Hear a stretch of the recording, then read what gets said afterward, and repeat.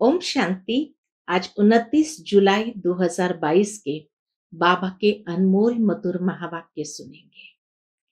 आज की मुरली में बाबा ने विशेष माताओं को याद किया है।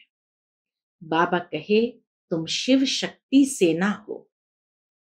बाबा ने विशेष माताओं पर ज्ञान का कलश रखा है। तो बाबा कहे, तुम्हें अपने हमजिन्स का उद्धार करना है। बाबा ने माताओं के ऊपर बहुत बड़ी रिस्पॉन्सिबिलिटी यानी जवाबदारी रखी है। कौन सी जवाबदारी? इस पुरानी पतित दुनिया को पावन दुनिया बनाना, नर्क को स्वर्ग बनाना, ये जिम्मेवारी बाबा ने माताओं को दी है। बाबा कहे, तुम बच्चों को सबको ज्ञान सुना करके सदगति में ले जाने के लायक बनाना है। साथ ही साथ बाबा कहे, इस समय माताओं की बहुत दुर्दशा है, इसीलिए माताओं को अपने हमजिन्स का उद्धार करना है।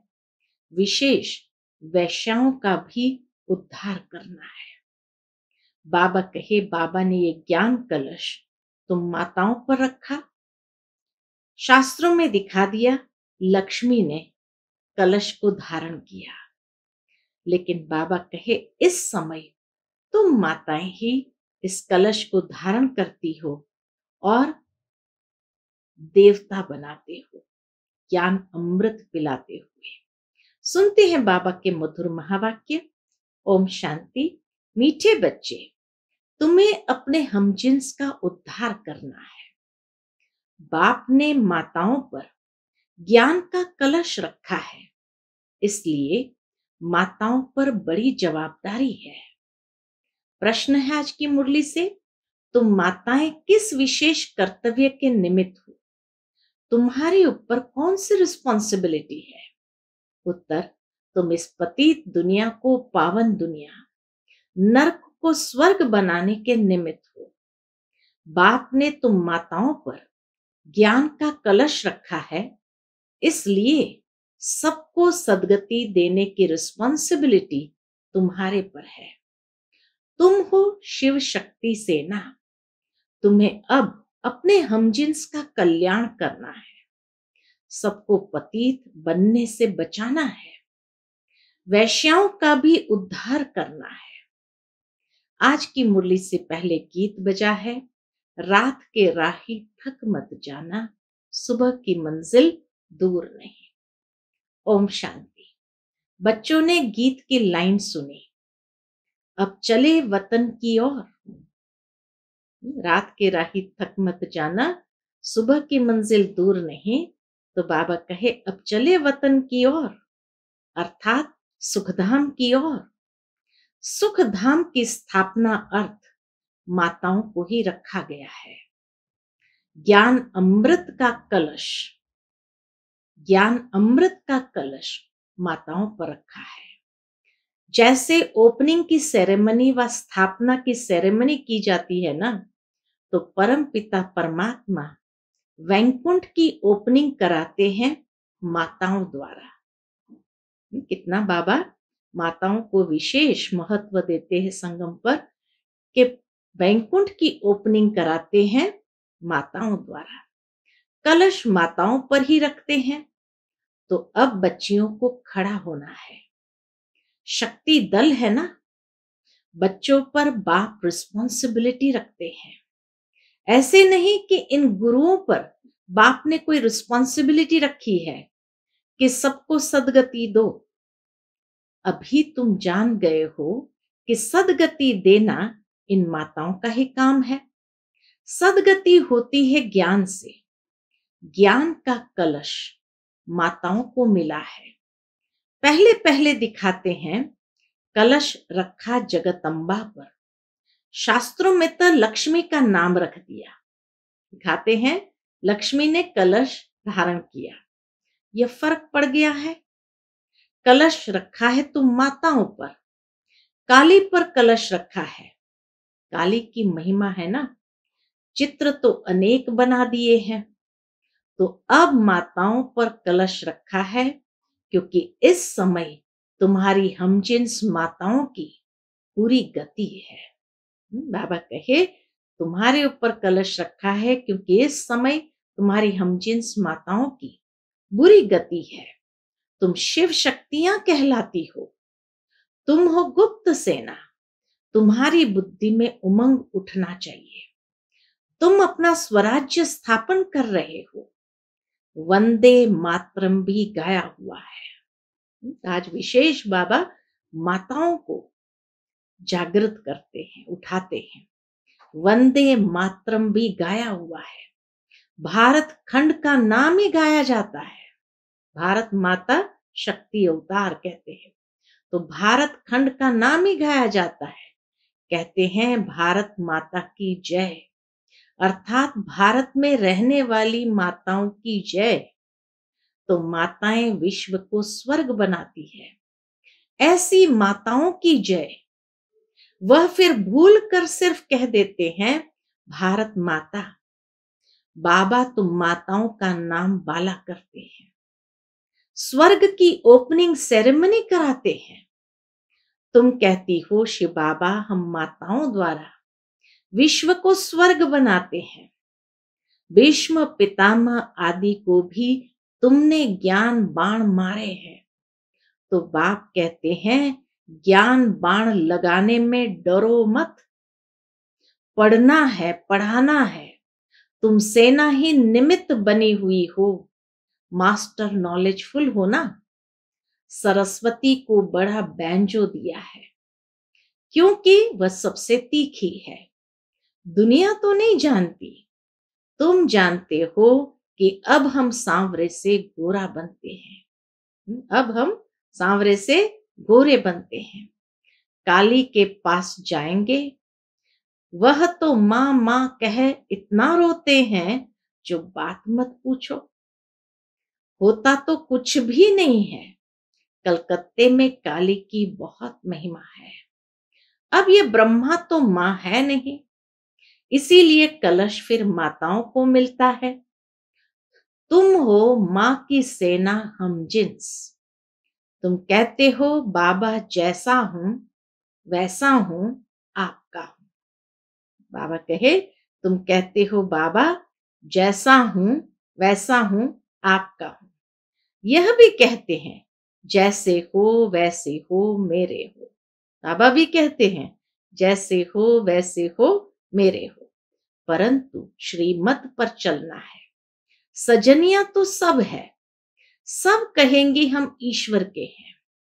अब तुमको समझाने भी दी जाती है शिव बाबा की सब संतान है। यह सिद्ध करना है। सबसे पहले पहले है शिव की महिमा। ऊंचते ऊंच वह है, उनको ही भगवान कहेंगे। शिव बाबा ही वर्षा देते हैं। वह है निराकार, सभी आत्माओं का बाप। तो अब तुम बच्चियों को अपने हमजिन्स का उद्धार करना है। माताओं पर ही सारी रिस्पॉन्सिबिलिटी है। वंदे मातरम बाप भी कहते हैं। शिव बालक है तो वंदे मातरम करना पड़े। बाबा कहे शिव बालक है तो वंदे मातरम करना पड़े ना। यह तुमको करते हैं, तुम उनको करती हो। शिव बाबा माताओं को करते हैं, माताएं फिर उनको करती हो। वंडर है ना। यह भी ड्रामा की नूंद है। तुम जानती हो शिव बाबा साक्षात्कार भी कराते हैं। घर बैठे भी मोर मुकुटधारी का साक्षात्कार होता है। तो मुकुट तो सबको होता है। यह एक ट्रेड मार्क रख दिया है। कृष्ण को इतना बड़ा मुकुट दे दिया है, नहीं तो इतने बड़े मुकुट पहनते नहीं है। बाप बैठ माताओं को एम ऑब्जेक्ट का साक्षात्कार कराते हैं। तुम प्रिंस की मां बनेगी। बाबा साक्षात्कार कराते हैं, तुम प्रिंस की मां बनेगी। कृष्ण की मां तो सब नहीं बनेंगी। प्रिंस प्रिंसेस तो बहुत है ना। प्रिंस की मां अर्थात महारानी महाराजा बनेंगे। तुम्हारा कितना अच्छा एम ऑब्जेक्ट है। तुम्हारी गोद में प्रिंस होगा, तो तुम बच्चियों पर बहुत जवाबदारी है। तुम्हारा बड़ा संगठन होना चाहिए, मेमोरेंडम बनाना चाहिए। हम शिव शक्ति भारत माताएं हैं। हमने भारत को कल्प पहले भी स्वर्ग बनाया है। कैसे? श्रीमत पर। माताओं को बहुत होशियार होना चाहिए। आजकल तुम्हारी हमजिन्स पर बहुत मार पड़ती है विष के लिए, तो रड़ी मारनी चाहिए। गवर्नमेंट को कहना चाहिए, हम कल्प कल्प भारत को पवित्रता के बल से स्वर्ग बनाते हैं।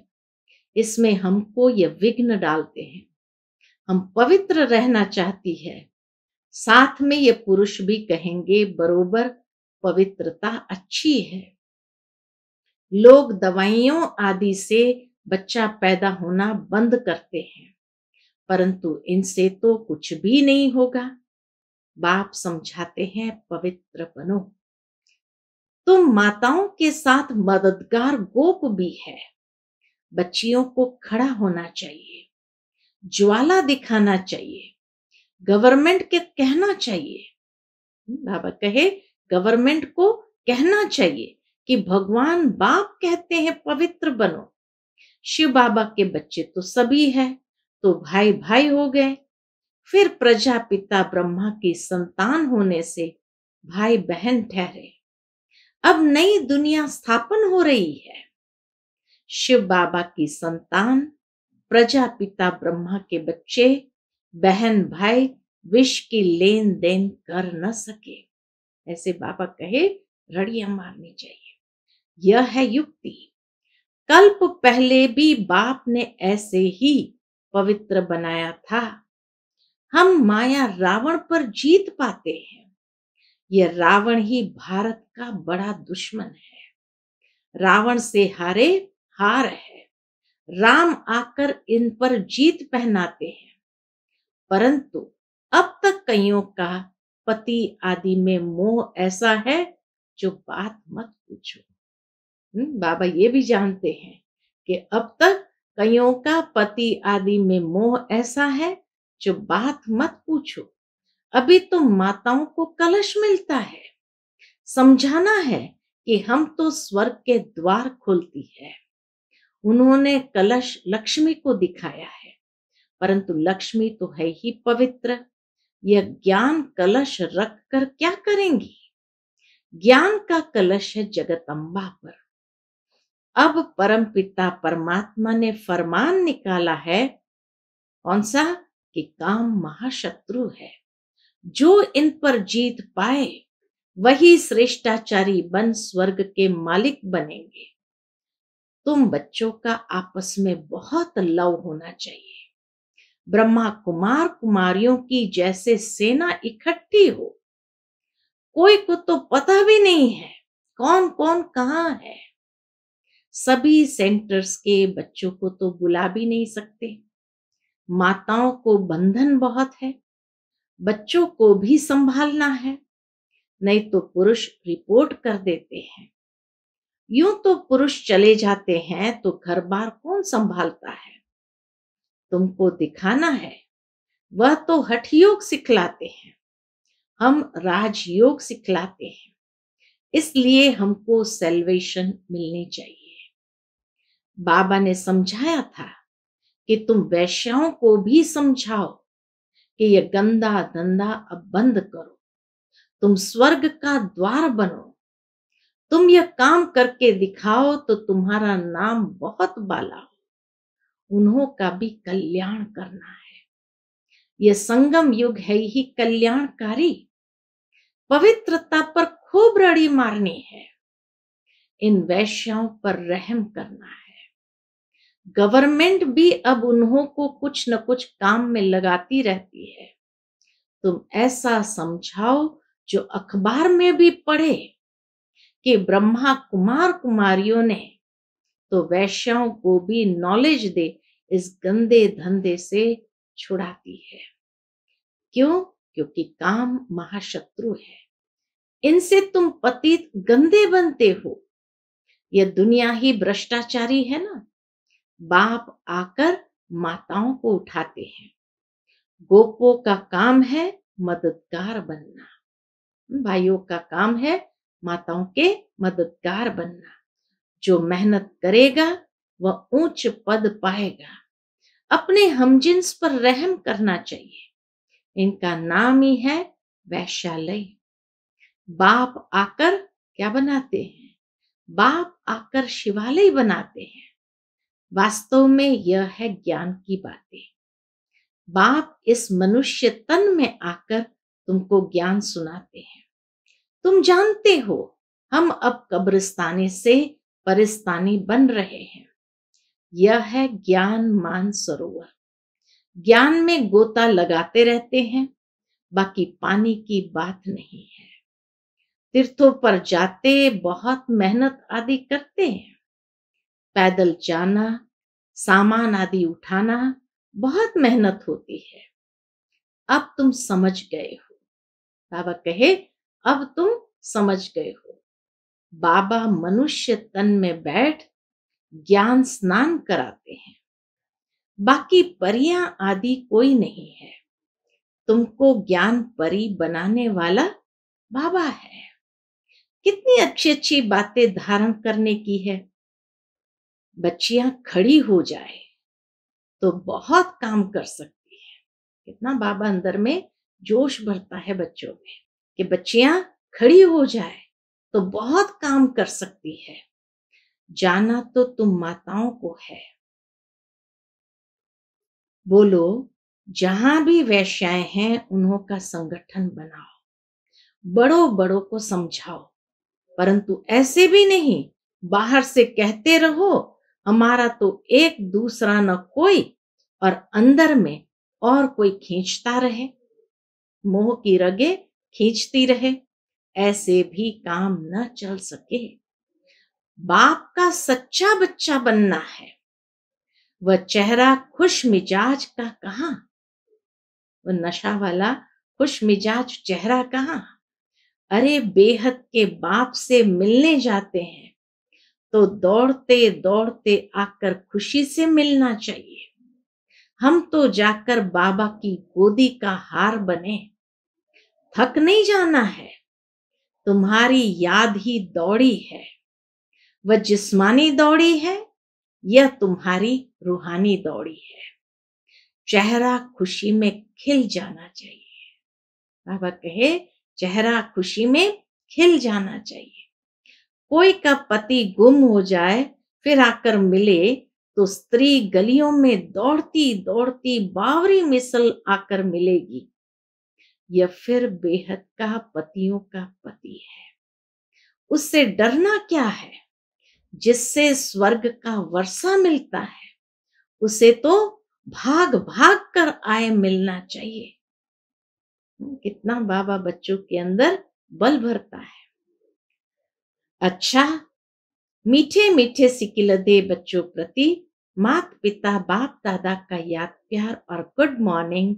रूहानी बाप की रूहानी बच्चों को नमस्ते।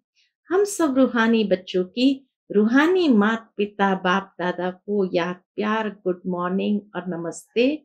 नमस्ते। शुक्रिया बाबा, शुक्रिया। आज की मुरली से धारणा के लिए मुख्य सार है। पहली पॉइंट, बाप का सच्चा बच्चा बनना है। अंदर एक बाहर दूसरा न हो। याद की रूहानी दौड़ में आगे जाना है। खुश मिजाज बनना है। दूसरी पॉइंट, आपस में बहुत बहुत प्यार से रहना है। शिव शक्ति सेना का संगठन तैयार कर अपनी हमजिन्स को बचाना है। पवित्र बनने और बनाने की युक्ति रचनी है। आज का बाप दादा का मधुर वरदान हम बच्चों के प्रति है। श्रेष्ठ स्मृति द्वारा सुखमय स्थिति बनाने वाले सुख स्वरूप भव। श्रेष्ठ स्मृति द्वारा सुखमय स्थिति बनाने वाले सुख स्वरूप भव। स्थिति का आधार स्मृति है। आप सिर्फ स्मृति स्वरूप बनो तो स्मृति आने से जैसी स्मृति वैसी स्थिति स्वतः हो जाएगी। खुशी की स्मृति में रहो तो स्थिति भी खुशी की बन जाएगी, और दुख की स्मृति करो तो दुख की स्थिति हो जाएगी। संसार में तो दुख बढ़ने ही है। सब अति में जाना है, लेकिन आप सुख के सागर के बच्चे, सदा खुश रहने वाले, दुखों से न्यारे सुख स्वरूप हो। इसलिए क्या भी होता रहे, लेकिन आप सदा मौज में रहो। आज का स्लोगन है, समय रूपी खजाने को व्यर्थ से बचाना, यही तीव्र पुरुषार्थी की निशानी है। समय रूपी खजाने को व्यर्थ से बचाना, यही तीव्र पुरुषार्थी की निशानी है। फिर मातेश्वरी जी के अनमोल मधुर महावाक्य है। टाइटल है, भारत का प्राचीन योग परमात्मा द्वारा सिखाया हुआ है। भारत का प्राचीन योग परमात्मा द्वारा ही सिखाया हुआ है। अपना यह ईश्वरीय योग भारत में प्राचीन योग के नाम से मशहूर है। इस योग को अविनाशी योग क्यों कहते हैं? क्योंकि अविनाशी परमपिता परमात्मा द्वारा सिखाया गया है। भल योग और मनुष्य आत्माएं भी सिखाती है, और भी लोग योग सिखाते हैं, इसलिए योगाश्रम वगैरह खोलते रहते हैं, परंतु वो प्राचीन योग सिखला ना सके। वो आत्माएं भले योगाश्रम खोलते हैं, परंतु वो प्राचीन योग सिखला नहीं सकते। अगर ऐसा योग होता तो फिर वो बल कहाँ? वो बल चाहिए, प्राचीन योग का बल है तो वो बल कहाँ? भारत तो दिन प्रतिदिन निर्बल होता जाता है। इससे सिद्ध है वह योग अविनाशी योग नहीं है। जिसके साथ योग लगाना है वह खुद ही सिखला सकता है, बाकी औरों से तो योग लगाना ही नहीं है, तो फिर सिखलाएंगे कैसे? यह तो स्वयं परमात्मा ही कार्य कर सकता है, वही हमें पूरा भेद बता सकता है। बाकी तो सब तरफ कहते रहते हैं हम योग सिखलाएंगे। यह तो हम जानते हैं कि सच्चा योग तो खुद परमात्मा ही सिखलाएंगे। सूर्यवंशी चंद्रवंशी घराना स्थापन कर दैवी राज्य स्थापन करते हैं। सच्चा योग तो खुद परमात्मा ही सिखलाए। सूर्यवंशी चंद्रवंशी घराना स्थापन कर दैवी राज्य स्थापन करते हैं। अब वो प्राचीन योग भी परमात्मा आकर कल्प कल्प हमें सिखलाता है। तू आत्मा मुझ परमात्मा के साथ निरंतर योग लगाओ तो तेरे पाप नष्ट हो जाएंगे। परमात्मा ही आकर हमें कहते हैं कि तू आत्मा मुझ परमात्मा के साथ निरंतर योग लगाओ तो तेरे पाप नष्ट हो जाएंगे। अच्छा, ओम शांति।